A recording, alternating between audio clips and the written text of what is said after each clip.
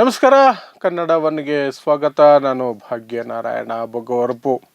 ಮೊದಲೆಲ್ಲ ಪ್ರಶಸ್ತಿಗಳು ಬರ್ತಾ ಇದ್ರೆ ಅದು ಪ್ರೈವೇಟ್ ಅವ್ರು ಕೊಟ್ಟರು ಸರಿನೇ, ಯಾವುದೋ ಸಂಘಟನೆ ಅವರು ಕೊಟ್ಟರು ಸರಿನೇ, ಏನೋ ಸಮಾಜಕ್ಕೆ ಒಳ್ಳೇದು ಮಾಡಿರೋರು, ಒಳ್ಳೆ ಸಂದೇಶ ಕೊಟ್ಟಿರೋರು, ಒಳ್ಳೆ ಸೇವೆ ಮಾಡಿರೋರು, ಸಮಾಜಕ್ಕೆ ಉಪಯೋಗ ಆಗುವ ರೀತಿಯಲ್ಲಿ ನಡ್ಕೊಂಡವರನ್ನು ಹುಡುಕಿ ಕರ್ಕೊಂಡು ಬಂದು ಪ್ರಶಸ್ತಿ ಕೊಡೋರು. ಸರ್ಕಾರ ಕೊಡೋ ಪ್ರಶಸ್ತಿಗಳಾಗಿದ್ದರೆ ಇನ್ನು ಅದಕ್ಕೆ ಬೇರೆ ಇದೇ ರೀತಿಯಾದಂತಹ ಬೆಲೆ. ಒಂದು ಪದ್ಮಭೂಷಣ, ಪದ್ಮವಿಭೂಷಣ, ಭಾರತ ರತ್ನ ಈ ರೀತಿಯಾದಂತಹ ಪ್ರಶಸ್ತಿಗಳನ್ನು ಕೊಡ್ತಾರೆ ಅಂದರೆ ಮೈ ಜುಮ್ ಅನ್ನಬೇಕು, ಅಂತಹ ಸೇವೆ ಮಾಡಿರ್ತಾರೆ. ಅವ್ರ ಕಥೆಗಳನ್ನು ಕೇಳಿದ್ರೆ ನಮಗೆ ಸ್ಫೂರ್ತಿದಾಯಕವಾಗಿರಬೇಕು. ಆದರೆ ಮೋದಿ ಸರ್ಕಾರ ಧರ್ಮದ ಆಧಾರದ ಮೇಲೆ ಜನರಲ್ಲಿ ಭೇದ ಮಾಡುವ ಸರ್ಕಾರ. ಆ ಸರ್ಕಾರ ಬಂದ ಮೇಲೆ ಕೊಡ್ತಾ ಇರೋ ಪ್ರಶಸ್ತಿಗಳು, ಆ ಪ್ರಶಸ್ತಿಗಳಿಗೆ ಭಾಜನರಾಗ್ತಾ ಇರುವಂತಹ ವ್ಯಕ್ತಿಗಳ ವ್ಯಕ್ತಿತ್ವಗಳನ್ನು ತೆಗೆದು ನೋಡಿದ್ರೆ ಸಾಕಷ್ಟು ಜನರದು ಕೊಳೆತು ನಾರ್ತಾ ಇರುತ್ತೆ.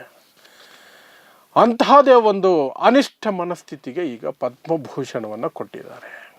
ಯಾರು ಅದು ಅಂದರೆ ಋತುಂಬರ ಅನ್ನುವಂತಹ ಮಹಿಳೆ, ದುರ್ಗಾವಾಹಿನಿ ಸಂಸ್ಥಾಪಕಿ, ದುರ್ಗಾವಾಹಿನಿ ಸಂಘ ಪರಿವಾರದ ಮಹಿಳಾ ಘಟಕ. ಆಕೆ ಬಂಧನಕ್ಕೆ ಒಳಗಾಗಿದ್ಲು. ಯಾವ ಕಾರಣಕ್ಕೆ?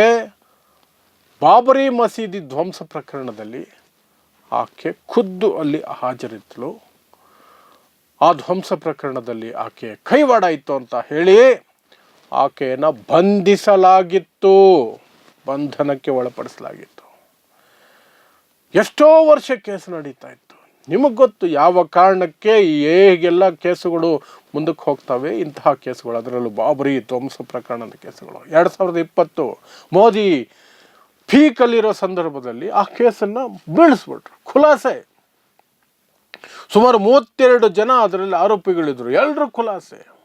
ಮುರಳಿ ಮನೋಹರ್ ಜೋಶಿ, ಅದ್ವಾನಿ, ಏನೆಲ್ಲ ಜನ, ಉಮಾ ಭಾರತಿ, ಆ ಪಟ್ಟಿಯಲ್ಲಿ ಈಕೆ ಹೆಸರು ಇತ್ತು, ಋತುಂಬರ ಹೆಸರು. ಆಕೆಯನ್ನು ಸಹ ಖುಲಾಸೆ ಮಾಡಿಬಿಟ್ರು.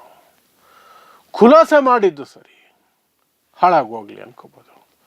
ಈಗ ಆಕೆಗೆ ಪದ್ಮಭೂಷಣ ಪ್ರಶಸ್ತಿಯನ್ನು ಘೋಷಣೆ ಮಾಡಿದ್ದಾರೆ. ಪದ್ಮಭೂಷಣ ಪ್ರಶಸ್ತಿಯನ್ನು ಅಂದರೆ ಮಸೀದಿಗಳನ್ನು ಒಡೆದು ಹಾಕೋದು ಸಮಾಜ ಸೇವೆ ಅನಿಸುತ್ತೆ ಇವರಿಗೆ. ದಿನ ಬೆಳಗಾದರೆ ಹುಚ್ಚುಚ್ಚಾಗಿ ಹಿಂದುತ್ವದ ಹೆಸರಿನಲ್ಲಿ ಮಸೀದಿ ಮುಂದೆ ಕುಣಿದು ಕುಪ್ಪಳಿಸೋದು, ಕುಡಿದು ಗಲಾಟೆ ಮಾಡೋದು, ಕಲ್ಲೊಸೆಯೋದು, ಅಶ್ಲೀಲ ಘೋಷಣೆಗಳನ್ನು ಕೂಗೋದು, ಅದೆಲ್ಲವೂ ಸಹ ಮುಂದಿನ ದಿನಗಳಲ್ಲಿ ಸಮಾಜ ಸೇವೆಯ ವ್ಯಾಪ್ತಿಗೆ ಬಂದುಬಿಡುತ್ತೆ ಅನಿಸುತ್ತೆ. BJP ಅಥವಾ ಸಂಘ ಪರಿವಾರದ ಕೈವಾಡ ಇರುವಂತಹ ಸರ್ಕಾರಗಳು ಬಂದರೆ ಅದಕ್ಕೆ ಮುನ್ನುಡಿಯಾಗಿ ಈ ಒಂದು ಪ್ರಶಸ್ತಿ. ಇದೇನು ಹೊಸದೇನಲ್ಲ. ಅದ್ವಾನಿಗೆ ಕೊಟ್ಟಿರಬೇಕಾದ್ರೆ ಪ್ರಶಸ್ತಿಗಳನ್ನು ಇನ್ನೇನು, Advani is the king pin. Babri ಮಸೀದಿ ಧ್ವಂಸ ಪ್ರಕರಣ, ಅದರ ಹೆಸರಿನಲ್ಲಿ ಕೈಗೊಂಡಂತಹ ರಥಯಾತ್ರೆ ಸಂದರ್ಭದಲ್ಲಿ ಇಡೀ ದೇಶದಲ್ಲಿ ಆದಂತಹ ಗಲಭೆಗಳು, ಗಲಾಟೆಗಳು, ಕಗ್ಗೊಲೆಗಳು, ಎಲ್ಲದಕ್ಕೂ ಕಿಂಗ್ ಪಿನ್ ಅದ್ವಾನಿಗೆ ಕೊಟ್ಟಿದ್ದಾರೆ. ಇನ್ನು ಅದ್ವಾನಿ ಶಿಷ್ಯಂದರಿಗೂ ಕೊಡದೇ ಇರ್ತಾರ.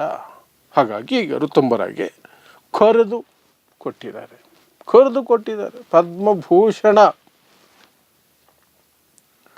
ನಾಳೆ ಪದ್ಮಭೂಷಣ ಪಡ್ಕೊಂಡಿರೋರನ್ನ ಓದ್ಬಿಟ್ಟು ಅವ್ರ ಜೀವನ ಚರಿತ್ರೆ ಓದಿ, ಅವರ ಸಾಧನೆಗಳನ್ನು ಓದಿ ನಾಳೆ ಮಕ್ಕಳೇನಾದರೂ ಸ್ಫೂರ್ತಿ ಪಡ್ಕೋಬೇಕು ಅಂದರೆ ಇಂತಹ ಮಹಿಳೆಯ ಚರಿತ್ರೆ ಓದಿ ಏನು ಸ್ಫೂರ್ತಿ ಪಡ್ಕೋಬೋದು ಇವರು ಮಕ್ಕಳು?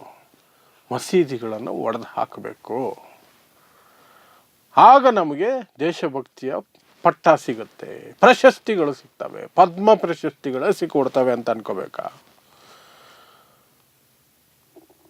ಈಕೆದು ಒಂದಲ್ಲ ಎರಡಲ್ಲ, ಅಬ್ರಹಾಂ ಇದನ್ನು ಆಯೋಗವನ್ನು ರಚನೆ ಮಾಡಲಾಗಿತ್ತು. ಬಾಬರಿ ಮಸೀದಿ ಒಡೆದಾಕಿದ್ರಲ್ಲಿ ಯಾರ್ಯಾರ ಕೈವಾಡ ಇದೆ ಅಂತ.